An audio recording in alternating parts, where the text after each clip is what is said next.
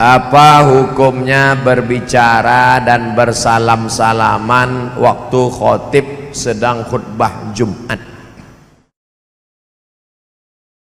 Idza sa'idal khatibu 'alal mimbar, kalau khatib sudah naik ke atas mimbar, fala yatakallamanna ahadukum, maka janganlah kamu jamaah berbicara. Wa may yatakallam, siapa yang berbicara, fala faqad lagha, dia sudah melakukan perbuatan lagha. Arti lagha sia-sia. Wa man lagha fala jum'atalah, siapa yang melakukan perbuatan sia-sia tiada Jumatlah baginya. Makanya kalau sudah khotib naik mimbar, datang kawan ngajak ngobrol, gimana acara kita nanti sore? Jadi kita main futsal. Gak boleh bicara, gak boleh. Kalau ada kawan ngajak bicara, diam saja. Idza qulta li sahibika ansit, kalau kau katakan ke kawan di sebelahmu, diam, faqad laghauta, kau sudah melakukan sia-sia. Kalau sekedar salaman, Pak Ustaz, tak apa-apa, assalamualaikum, karena salaman adalah doa. Bagaimana kalau khotib yang berbicara kepada jamaah? Boleh atau tak boleh? Boleh. Mana dalilnya? 3 dalil. 3 dalil khotib boleh bicara kepada jamaah. Pertama, Nabi sedang khutbah, ada sahabat masuk masjid, tiba-tiba duduk. Kata Nabi, qum, berdiri. Kamu yang baru masuk tadi, berdiri. Salat sunat 2 rakaat. Itu dalil khotib boleh bicara kepada jamaah. 2, ketika Nabi sedang khutbah, cucunya Sayyidina Al-Hasan dan Sayyidina Al-Husain, ini mimbar Nabi, ini mihrab Nabi, ini kamar Nabi. Di belakang kamar Nabi, kamar Fatimah dengan Sayyidina Ali, anaknya Sayyidina Al-Hasan dengan Sayyidina Al-Husain. Sayyidina Al-Hasan dan Al-Husain anak kecil, lari-lari, lompat-lompat, berkelahi berdua, biasa anak kecil. Turun Nabi dari mimbar, melerai cucunya, digendong. Lalu apa kata Nabi? Innama amwalukum wa auladukum fitnah. Memang betullah harta dan anak cucu ini ujian dari Allah. Itu dalil khotib boleh turun ke bawah, boleh ngomong pada jamaah. Makanya jangan nanti kalau ada khotib turun ke bawah menertibkan, mana. Tapi jangan pula khotib turun mau menertibkan parkir. 3, ketika Nabi sedang khutbah, datang orang Arab Badui di pintu Masjid Nabawi. Halakatil amwal. Pintu sebelah kanan ada 3, babul baqi, babu Jibril, babun nisa. Pintu sebelah kiri babus salam. Nabi sedang khutbah, datang Arab Badui. Apa kata Arab Badui? Halakatil amwal, kampung kami kering, hancur, tolong doakan supaya turun hujan. Nabi langsung berdoa di atas mimbar, aghithna. Diangkat Nabi tangannya ke atas, jubah Nabi itu lengannya besar. Ketika diangkatnya tangannya ke atas, turun jubahnya sampai sahabat di bawah itu berkata, aku melihat dengan mata kepalaku bayadha ibtayhi, putih ketiak Nabi. Nabi itu saking putih kulitnya, ketiaknya pun putih. Orang kita putih, ketiak hitam. Nabi angkat tangannya, turun lengan bajunya. Nabi itu berdoa begini, aghithna, di atas mimbar, minta istisqa, hujan di atas mimbar. Aghithna, aghithna, aghithna, kata Nabi. Selesai salat Jumat, sahabat turun, dipijakkan kaki sahabat ke pasir, basah pasir kota Madinah. Antara khutbah ke salat berapa jaraknya? Tak berjarak doa Nabi, langsung hujan turun. Itulah maka saya sampai sekarang takut salat istisqa. Takut setelah salat jamaah datang, Ustaz kenapa tak hujan-hujan? Seandainya saya sholat istisqa, lalu datang jamaah komplain, Ustaz kenapa tak hujan-hujan? Kata Ustaz, Nabi itu begitu angkat tangan langsung turun hujan. Ustaz tadi berdoa kenapa tak turun hujan? Kita udah kehilangan jawaban, tentu otak kita main kan. Kira-kira apa jawabannya? Karena yang ikut membakar tuh ikut juga berdoa. Saudara yang dimuliakan Allah Subhanahu wa taala, Itu tentang khutbah Jumat. Man la'ibal hasa faqad lagha. Siapa yang main-main batu ketika khatib sedang khutbah, dia main-main batu, sia-sia Jumatnya, tak ada pahala Jumatnya. Waktu itu lantai Masjid Nabawi tak ada karpet, lantai Masjid Nabawi pasir, miskin, susah. Di pasir itu ada batu. Tentang sahabat, ada satu sahabat Nabi dimain-mainkannya batu. Kata Nabi, man la'ibal hasa faqad lagha. Siapa yang main-main batu maka tiada Jumat baginya. Sekarang jamaah bukan main batu, main HP. Lama khotib tu khutbah, di fotonya khotib. Lama betul khotib ni. Siapa yang main-main HP ketika khotib sedang khutbah, faqad lagha. Oh, ustaz nyindir kami yang main HP sedang ceramah. Enggak, kalian kan merekam, bagus, streaming, tak apa-apa, like and share. Ini tentang pertanyaan pertama, tentang pentingnya mendengar khutbah Jumat. Alhamdulillah Ustaz Somad, saya kalau sholat Jumat tidak main-main batu, tidak main-main HP, tidak ngomong sama kawan. Terus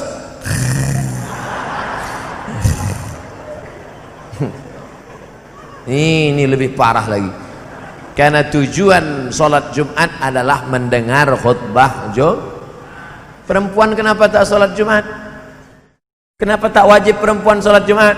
Karena suaminya mendengar khutbah Jumat, balik suami dari sholat Jumat, dipanggilnya istrinya, oh my darling, my sweetly, buah hati belayan jiwa, abang mau menyampaikan kepada engkau tentang isi khutbah Ustadz Abdul Somad tadi waktu sholat Jumat. Apa kata Ustadz itu tadi bang?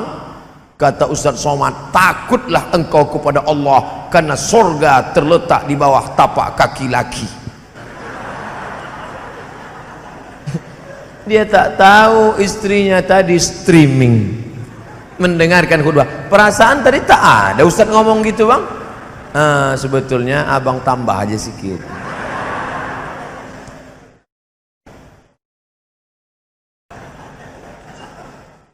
Apa yang bisa kita lakukan kalau sudah terlanjur kredit pada bank konvensional? Nasi sudah menjadi tai ayam. Orang makan riba, bapak cerita bubur juga lagi. Lunasi aja lah. Kalau ada yang bisa dijual, jual ini, bom ini, bam, lunas. Karena menghilangkan barokah. Lebih baik 36 zina daripada makan riba. Maaf. Orang yang mendatangi emak kandungnya sendiri, maaf, beribu maaf. Kalau tak bukan karena hadis Nabi tak saya sebutkan dalam masjid. Malu saya menyebutkannya. Orang berzina dengan emak kandungnya sendiri lebih ringan daripada riba. Makanya kalau ada yang bisa dibom, jual tanah ini 2 hektar, tutupkan utang ke konvensional ini, bom, selesai. Ada tak yang bisa dijual? Tak bisa Pak Ustaz. Kalau saya bomkan ini meledak semuanya Pak Ustaz. Lunasi aja lah, lunasi aja. Banyak-banyak istighfar. Astaghfirullah Rabbal baraya, astaghfirullah minal khataya. Saya seorang pelajar Ustadz. Saya menyukai seseorang. Alhamdulillah, daripada suka tiang listrik. Bagaimana tips agar saya bisa fokus belajar Ustaz? Makanya sekolah di pesantren. Di pesantren tak ada perempuan. Kalaupun ada perempuan dipisah di pesantren. Saya dulu sekolah di pesantren, santrinya 1.800, laki-laki semua. Nengok perempuan cuman hari Ahad aja, hari Minggu, hari Ahad. Itu pun nenek-nenek yang jenguk cucu. Tapi karena jarang nengok perempuan, nenek-nenek itu pun cantik nampak. Makanya selamatkan anak-anak kita. Saya tak bisa menjamin anak SMP, anak SMA tak pacaran. Sekarang anak SD pacaran sama anak TK. Tengok itu video-video yang dikirim orang di grup-grup WhatsApp, di grup kejadian-kejadian, kekacauan-kekacauan. anak SD membawakan kue ulang tahun ke pacarnya, ganti-ganti cincin. Ada bapak dapat? SD dikarbit anak-anak kita sebelum dewasa. Tidak ada solusi jalan menyelamatkan anak-anak kecuali pondok pesantren. Daftarkan. Tak ada halangan bagi orang salat panjang untuk memasukkan anak ke sekolah-sekolah pesantren. Ini tak lama lagi masuk tahun ajaran 2020. Dari sekarang booking tempat masukkan. Tapi Pak Ustadz, kami sudah daftarkan anak kami belum bisa diterima juga. Kenapa belum bisa diterima? Karena lokalnya kurang. Bawa kelas semen ke situ, datang ke Ustadz Fauzi. Assalamualaikum Ustadz Fauzi, apa lagi yang kurang? Berapa sak semen, berapa batu bata, berapa batu kerikil, berapa kosen, berapa pintu? Bapak mau bantu? Enggak, nanya aja. Tolonglah. Yang punya rumah besar tinggal, yang punya tanah luas tinggal, yang punya speed banyak tinggal, yang kekal abadi mana? Tuh, satu kelas dari saya, satu kelas dari saya, satu peta dari saya. Itulah yang akan kekal abadi setelah kita mati. Shadaqatun jariyah. Shadaqatun jariyah. Besok kita akan bersama tabligh akbar di sana, membangkitkan semangat kita insyaallah. Amin. Jadi Pak Ustadz, tentang anak yang pacaran tadi, kalau sanggup nikah. Mana mungkin saya nikah baru kelas 3 SMP? Banyak-banyak puasa sunat, banyak-banyak olahraga. Berenang itu agak sejam, itu hilang nafsu. Apalagi kalau agak-agak ke tengah sikit, kau hilang sekalian. Makan ikan paus. 2. Macam mana cara membayar solat lama yang sudah kita tinggalkan? Namanya solat qadha. Tadi habis solat isya, langsung habis zikir doa tegak solat qadha. Usolli fardal isya 4 raka'atin qadhaan. Kalau cash adaan, membayar utang qadhaan. Usolli fardal subuhi, besok subuh. Usolli fardal subuhi raka'ataini ada. Usolli fardal subuhi raka'ataini ma'muman qadhaan. Habis salat zuhur 4 rakaat. Usolli fardal zuhri 4 raka'atin qadhaan. Tapi besok habis sholat subuh, qadoknya jangan di masjid, nanti ketahuan. Sholat apa dia? Ba'diyah subuh. Mana ada? Oh qadok ya? Iya, banyak utang. Berapa lama membayar qadok utang ini? Seberapa lama ditinggalkan. Habis satu sholat fardu, qadok. Habis satu sholat fardu, qadok. Habis satu sholat fardu, qadok. Berapa lama kamu meninggalkan sholat? 30 tahun Pak Ustaz. Gantilah 30 tahun. Sholat 2019, lunas 2049. Kalau mati sebelum itu, alhamdulillah, utang sudah dihitung lunas, pemutihan. Innamal a'malu binniyat. Jangan gara-gara saya jelaskan qadha malam ini, lalu besok semuanya mengajukan cuti ke Pak Wabub. Semua PNS meranti mengajukan cuti setahun mau mengqadha. Bukan gitu cara. Mengqadha salat itu tetap normal macam biasa. Habis besok satu, qadha satu. Habis satu, qadha satu. Habis zuhur, qadha zuhur. Habis asar, qadha asar. Habis maghrib, qadha maghrib. Sampai nanti akhir.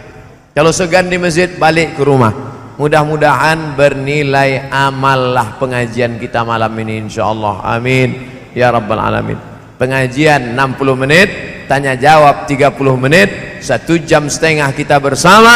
Kita berharap yang sudah kita bahas tadi kita amalkan, karena tak ada guna ilmu kalau tidak diamalkan. Di akhir majelis mari kita sama-sama berdoa memohon barokah kepada Allah.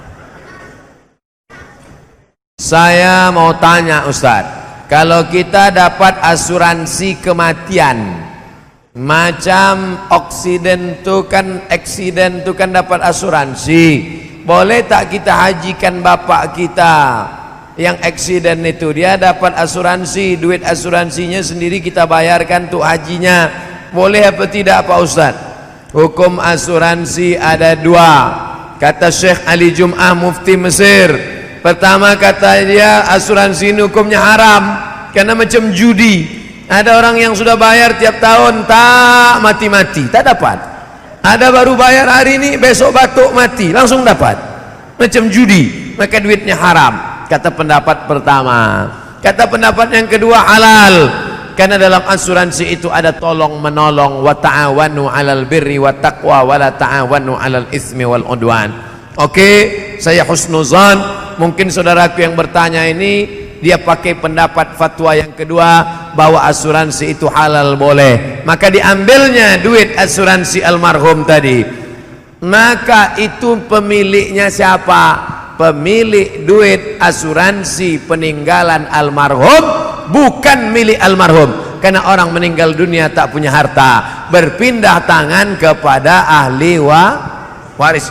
Jadi kalau tinggal 100 juta bagi, emak masih ada emak berapa dapat? 1/8. Jadi emak 100 juta, emak dapat 12 juta setengah. Tinggal 87 juta setengah. 87 juta setengah bagi lidzakari mislu hadzil unsayain. Anak laki-laki dapat 2 kali bagian anak perempuan. Jangan duit itu langsung memberangkatkan almarhum pergi haji, karena sedang duitnya belum dibagi. Setelah dibagi baru tanya, abang-abang, adik-adik, kita sudah dapat semua? Sudah. Bagaimana kalau kita hajikan orang tua kita ini? Setuju. Berapa ongkos berangkat haji sekarang? 50 juta. 10 dari kamu, 10 dari kamu, 10 dari kamu. Dari emak tak usah lagi, karena emak cuma dapat 12 juta setengah. Maka patunganlah anak-anaknya ini untuk memberangkatkan haji, namanya badal haji. Badal haji boleh, membadalkan haji almarhum orang tua sudah meninggal dunia boleh. Mana dalilnya? Labbaik Allahumma subrumah. Kata sahabat Nabi, labbaik Allahumma subrumah, aku hajikan subrumah. Siapa subrumah itu? Saudaraku. Kata Nabi, kau sudah haji apa belum? Belum. Hajikan dulu dirimu, baru hajikan subrumah. Itulah dalil boleh menghajikan orang lain, namanya badal haji. Tapi jangan sampai bapak ibu di Selat Panjang kena tipu sama mafia badal, ambilnya duit 1000 rial, 1000 rial, 1000 rial, padahal tak dibuatnya. Hati-hati juga, banyak juga bulahab Abu Jahal. Dalam doa solat duha ada kalimat wa innaka haraman fatahhirhu wa in kana haraman fatahhirhu. Allahumma in kana rizquna fis sama fa anzilhu. Kalau rezeki kami masih tergantung di langit, turunkan ke Selat Panjang. Wa in kana fil ardi fa akhrijhu. Kalau rezeki kami masih tertanam dalam tanah, keluarkan ke Selat Panjang. Wa in kana ba'idan faqarribhu. Kalau rezeki kami masih jauh di tengah laut, dekatkan ke Selat Panjang. Nah, ini yang jadi masalah. Wa in kana haraman fatahhirhu. Kalau rezeki kami itu haram, maka halalkan. Rezeki kami haram Pak Ustaz, tolong halalkan.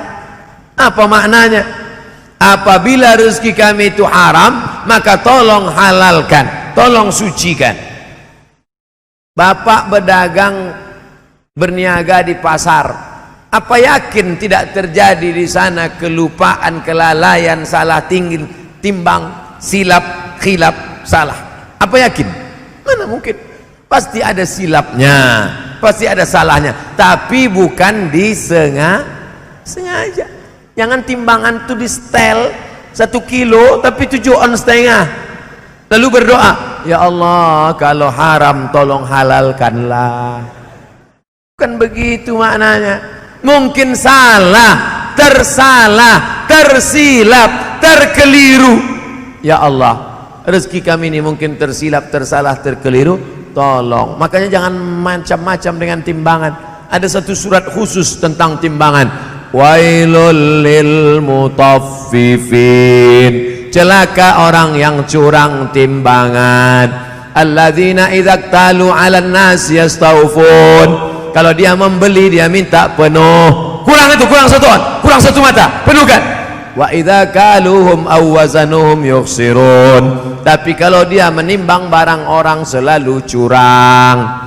Ada ibu-ibu nih kalau membaca Quran tak nampaknya titik ya, titik nun, titik ba, titik ta. Tapi kalau beli ikan di pasar nampak kurang. Ibu yang matanya tajam nengok timbangan, lanjutkan, pertajam, gosok lagi. Karena ibu sudah menyelamatkan pedagang-pedagang dari makan haram. Doa saat sujud apakah boleh dilafazkan kalau doa itu bahasa Arab tapi bukan dari Quran? Boleh. Allahu Akbar. Subhana rabbiyal a'la bihamdi, subhana rabbiyal a'la bihamdi, subhana rabbiyal a'la wa bihamdi.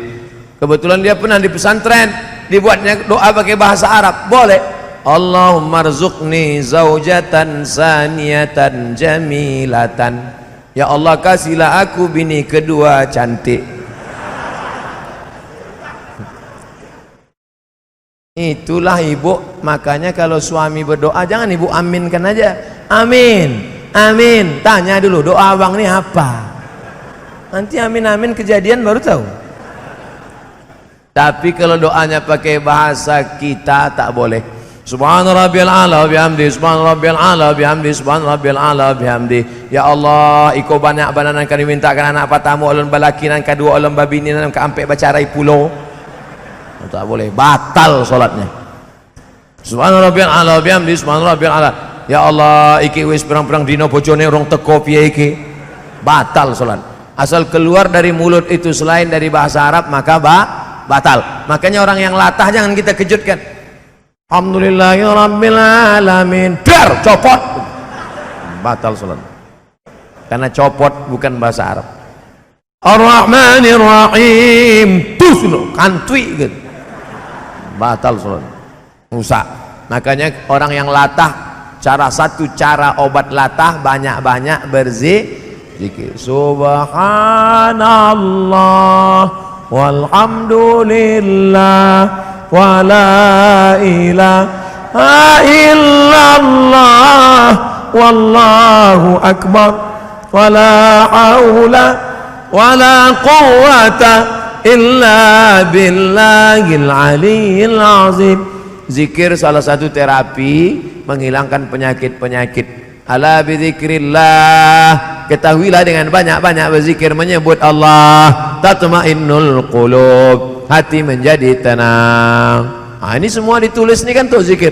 Ya Rahman, Ya Rahim, Ya Malik, Ya Qudus, Ya Salam, Ya Mu'min, Ya Muhaimin, Ya Aziz, Ya Jabbarul Mutakabbirul Khariqul Bari'ul Musawwirul Ghaffarul Qahharul Wahhabur Razzaqul Fatahul Alimul Qabil. Terus keliling. An-Nafi'un Nurul Hadil Badi'ul Baqil Warithur Rasyidus Sabur alladzi laisa kamitslihi syai'un wa huwas samiul basir.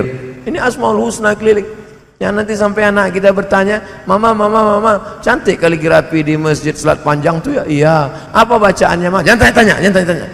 Saya ada lihat YouTube di mana Ustadz mengatakan bahwa pada pendapat Ustadz hukum solat berjamaah di masjid bagi lelaki adalah wajib. Ustadz telah memberikan 5 dalilnya. Namun ada juga pendapat yang mengatakan ianya sunat muakkad. Adakah ini boleh dianggap sebagai sebuah khilafiyah? Menurut mazhab Syafi'i sunnat. Menurut mazhab Maliki salat berjamaah di masjid sunnat muakkad. Menurut mazhab Syafi'i fardu kifayah. Menurut mazhab Hambali fardu ain. Itulah mengapa banyak masjid di tempat kita orang tidak datang ke masjid kerana dia berpahaman fardu kifayah. Asal sudah ada imam dengan makmum, sudah fardu kifayah. Macam memandikan jenazah fardu kifayah. Awak tak ikut mandi jenazah, dah cukup dah fardu kifayah. Allahu Akbar, Allahu Akbar. Awak tak ke masjid, fardu kifayah.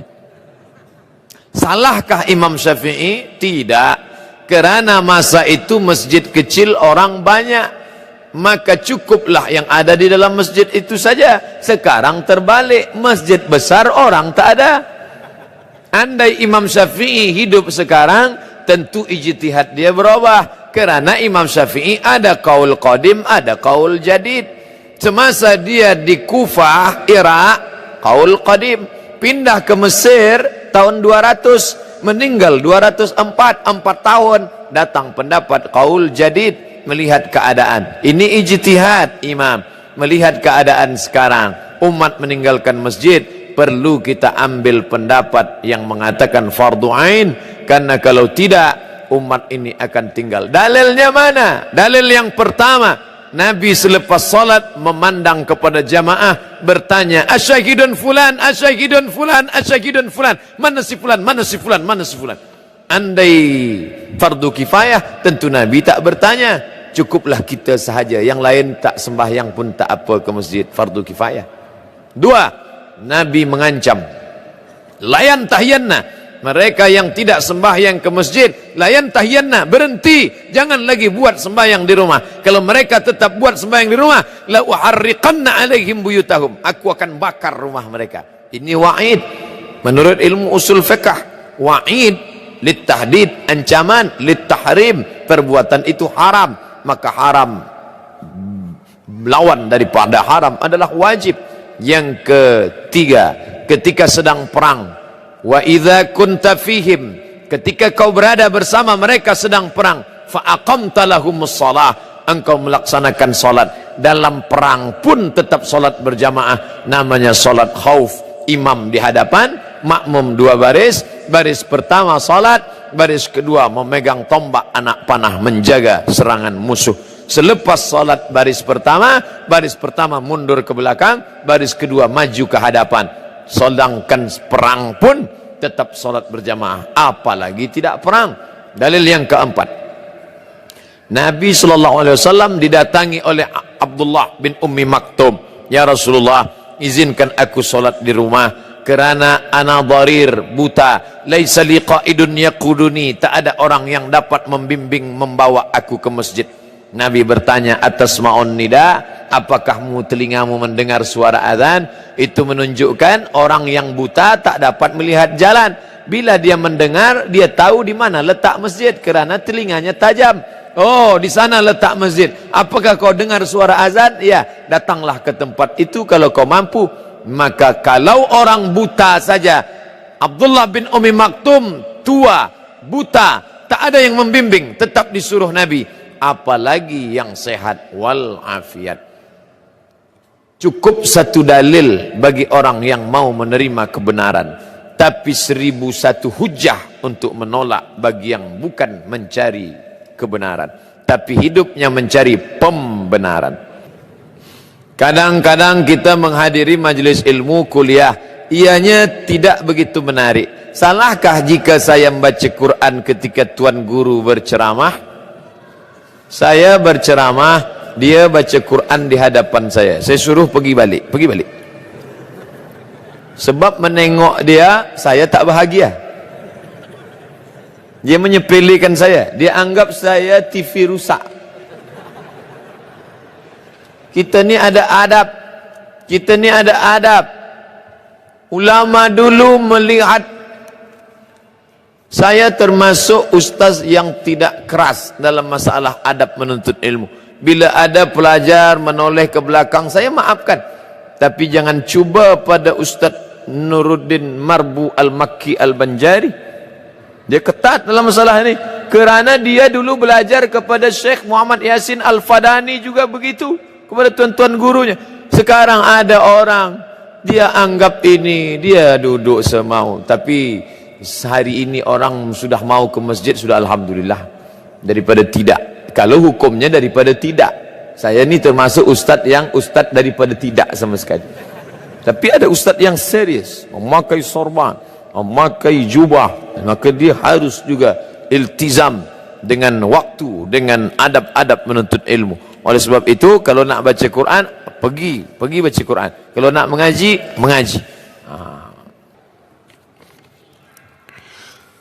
Isu kanak-kanak bising di masjid berlari semasa kuliah dan juga berlari di celah shop. Ada ustadz menyatakan bahwa memang fitrah anak-kanak suka bermain, merujuk kepada alasan di bawah bahwa kanak-kanak bising tak perlu ditegur. Satu, perbuatan Nabi mendukung cucunya Umamah waktu mengimami solat fardu menunjukkan tiada halangan membawa masuk kanak-kanak ke dalam masjid.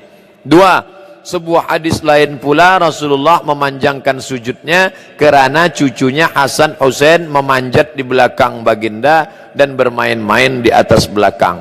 Tiga, dipetik pula pesan Sultan Muhammad Al-Fatih, jika suatu masa kelak kamu tak lagi mendengar bunyi bising gelak tawa kanak, maka takutlah kalian akan kejatuhan generasi muda. Soalan, betulkah kanak-kanak bising dalam masjid tak perlu ditegur? Walaupun kebisingan itu menimbulkan rasa tak senang di kalangan jamaah, tak dapat fokus pada kuliah ataupun solat. Satu, apa peranan pengurus dan pimpinan masjid? Dua, apa peranan ibu bapa sendiri membiarkan kanak-kanak? Tiga, apa peranan jamaah yang lain? Pertama, sobi.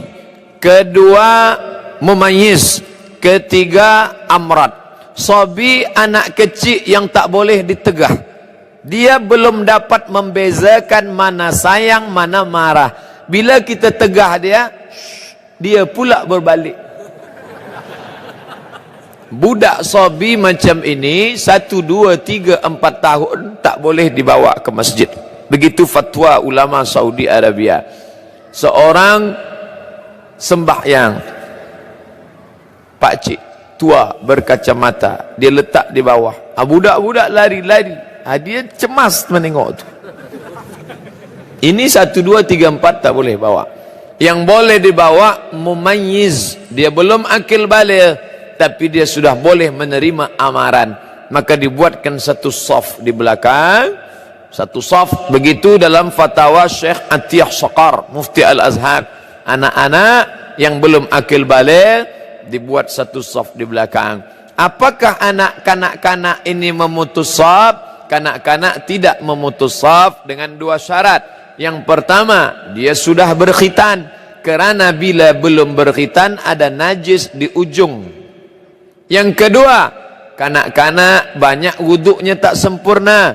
Dia ambil air, dia gosok-gosok saja biji mata dia. Nah, kalau wuduknya tak sempurna, dia boleh memutus saf. Oleh sebab itu, bila ada ihtimal, maybe dah sunat ke? Belum. Dah berkhitan ke? Belum. Betul ke? Maka daripada dia mengganggu, dibuatlah satu saf di belakang.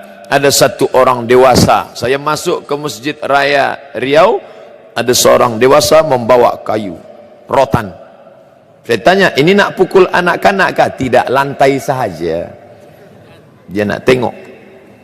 Nanti selepas itu barulah dia salat. Sama seperti security penjaga raja tuan imam di Masjidil Haram. Lepas 10 orang tidak salat, lepas itu barulah mereka salat untuk yang kedua, demi untuk menjaga. Maka ini kata pepatah Melayu, menarik rambut dalam tepung, tepung tak rusak rambut ditarik. Jangan kata anak-anak jangan bawa masjid. Bila anak-anak tak ke masjid, bila kita mendidik anak datang ke masjid? Tapi semua anak kita bawa ke masjid, orang yang naik darah pula mengamuk. Hilang kaji bahagia malam ni. Oleh sebab itu jalan tengahnya adalah, maka kita bawa anak yang mumayyiz, letakkan dalam satu saf di belakang, ada satu orang menjaga, maka insya-Allah selamatlah anak kita dan ibadah orang tuanya pula selamat. Apakah ganjaran memberi orang makan? Apakah mesti hanya pada fakir miskin sahaja? Contohnya beri makan pada jamaah selesai majlis ilmu. Kalau saya cakap bahawa makan hanya untuk fakir miskin, tentu selepas ini takkan ada jamuan makan untuk jamaah di masjid-masjid. Sedangkan kita tahu di Kuala Lumpur, di Malaysia, selepas kajian ada jamuan makan. Nabi dijemput hadir di rumah sahabat, dimasakkan Huzairah, daging yang dipotong kecil dimasak pakai tepung gandum. Selepas makan bersama sahabat, Nabi bertanya, mana sudut rumahmu yang aku akan sholat di sana mendoakan engkau. Bekas tempat sujud Nabi di dalam rumah itu dijadikan musalla al-bait dalam rumah untuk sholat tahajud malam, mengambil barakah tempat sujud Nabi. Itu dalil bahwa memberikan makanan kepada orang kenyang pun juga bernilai sedekah. Karena Nabi bukan fakir miskin. Sayyidina Abu Bakar Siddiq ikut diberikan makanan-makanan. Adapun sahabat memberikan makanan kepada ahlus suffah yang dipimpin oleh Sayyidina Abu Hurairah radhiyallahu an bersama para sahabat radhiyallahu anhum ajma'in, maka bersedekah tak hanya tengok orang miskin dan susah, tapi juga kepada sahabat-sahabat kita bagi makanan, kita bagi pakaian. At'imut ta'am, bagi makanan. Afshus salam, tebarkan salam. At'imut ta'am, beri makanan. Wa tusalli wan nasu niyam, salatlah ketika orang sedang tidur lelap malam. Tadkhulul jannata bisalam, maka kau akan masuk surga dalam keadaan selamat, senang, sentosa. Mana yang lebih utama? Kita memerangi Syiah atau memerangi Zionis Yahudi laknatullah pada masa sekarang ini? Kita tidak boleh bersama dengan Syiah dalam 5 masalah, kata Syekh Ali Jum'ah. Yang pertama, mereka mewajibkan beriman kepada Imam 12. Sesiapa sahaja yang tidak percaya kepada Imam 12, maka kafirlah dia. Dia kafirkan kita kerana kita ahlu sunnah tak percaya pada Imam 12. 2, mereka berkata selepas Nabi meninggal dunia maka yang layak menggantikannya adalah Ali. Maka sesiapa saja yang merampas kuasa Ali maka kafirlah dia. Atas sebab inilah mereka mengkafirkan Abu Bakar, Umar, Utsman dan sahabat. Mereka kafirkan sahabat kecuali 3. Siapa dia? Miqdad bin Aswad, Abu Dzar al-Ghifari dan Salman al-Farisi. Lain daripada itu kafir. Maka perhatikan, bila ada ustaz mengkafirkan sahabat Nabi, ini ciri daripada sifat Syiah. La tusalli khalfa rafidhi, jangan engkau salat di belakang Syiah Rafidah. Datang sahabat Imam Syafi'i bertanya, kata Syafi'i, jangan kau salat bila imamnya Syiah Rafidah, jangan kau salat di belakangnya. Sifhum lana, beri kami ciri sifat dia supaya kami tahu bahawa dia Syiah Rafidah. Man qala inna Aba Bakrin wa Umar laisa bi imamaini fahuwa rafidhi. Sesiapa sahaja yang menyebut bahawa Abu Bakar dan Umar tak layak menjadi khalifah kerana merampas Ali, maka dia adalah Syiah Rafidhi. Imam Syafi'i berkata demikian. Yang ketiga, mereka berkata bahawa Al-Quran itu adalah yang dibuat-buat oleh Abu Bakar, Umar dan Utsman, bersekongkol membuat Quran. Mereka buang nama-nama Ali dalam Al-Quran. Sesungguhnya kami punya mushaf namanya Mushaf Fatimah yang sedang dipegang Imam Al-Qaim, tebalnya 3 kali lipat daripada yang ada di tangan kamu, dan nanti Imam Al-Qaim datang. Bila mereka tidak percaya kepada Quran yang sekarang, mengapa mereka tetap memegang Quran yang ada sekarang? Itu pun mereka bahaskan. Sementara Quran yang asli datang, maka bacalah yang palsu ini dulu. 4, mereka mengatakan Allah tak tahu apa yang terjadi di masa akan datang. Itulah namanya akidah bada. Bada yabdu, bada yabdu, tidak tahu. Maka muncul nasikh mansuh kerana Allah tak tahu apa yang akan terjadi di masa akan datang. Maka akidah ini batil karena menisbatkan kejahilan kepada Allah Subhanahu wa taala. Yang kelima, mereka bertaqiyah. Taqiyah, bila banyak ahlu sunnah kita tanya, awak ahlu sunnah ke Syiah? Dia akan berkata, aku ahlu sunnah. Bila banyak orang bermazhab Syafi'i, dia akan berkata, aku mazhab Syafi'i. Tapi sebenarnya batin di dalamnya adalah Syiah. Maka ini taqiyah. Maka mereka mengkafirkan kita. Mana yang lebih berbahaya, Yahudi kah atau Syiah?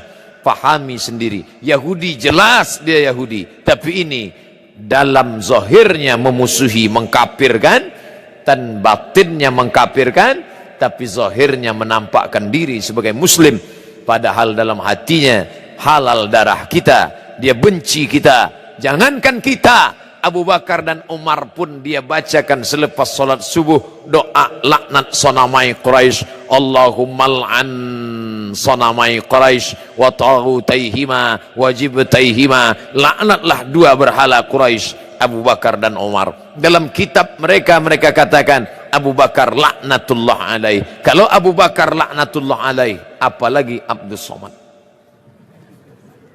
Saya adalah ketua sebuah organisasi yang di dalamnya ada keberagaman agama. Ada non-muslim, ada Kristen, ada Hindu, ada Buddha. Apakah assalamualaikum dilanjutkan dengan salam sejahtera? La tabda'ul yahuda wan nasara bis salam. Jangan kamu ucapkan salam kepada Yahudi dan Nasrani. Maka kita ucapkan untuk yang Islam, Assalamualaikum warahmatullahi wabarakatuh. Selamat pagi. Kalau pagi, maknanya untuk kamu-kamu yang penghuni surga, Assalamualaikum. Untuk kamu yang di dunia bahagia, di akhirat masuk neraka, selamat pagi. Pagi ini saja selamat. Mana boleh macam itu? Assalamualaikum, selamat kamu di dunia. Assalamualaikum, selamat kamu di akhirat. Assalamualaikum, selamat kamu dari neraka. Itu makna assalamualaikum. Kenapa mereka tak selamat? Mereka ingin selamat. Cukup katakan asyhadu an la ilaha illallah wa asyhadu anna muhammadan rasulullah. Khitan menyusul belakangan.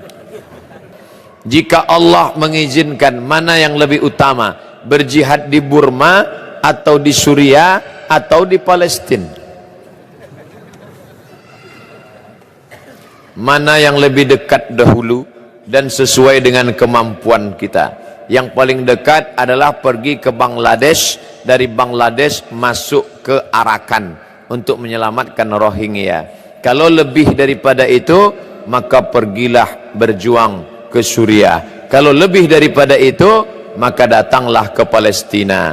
Kalau kedatangan kita membantu umat Islam, saya tak ingin membaca newspaper, website internet, 3 orang Kuala Lumpur terbengkalai di Palestina kerana belum dapat nasi. Apakah kedatangan kita itu meringankan mereka atau memberatkan mereka? Bila kita tak mampu, kita tak perlu datang, kita kirimkan saja wang kita untuk belikan selimut mereka, untuk bantu perjuangan mereka. Man jahaza ghazian faqad ghaza. Siapa yang mempersiapkan alat perang, membelikan biaya perang, faqad ghaza, maka dia sama seperti orang yang sudah berjihad fi sabilillah.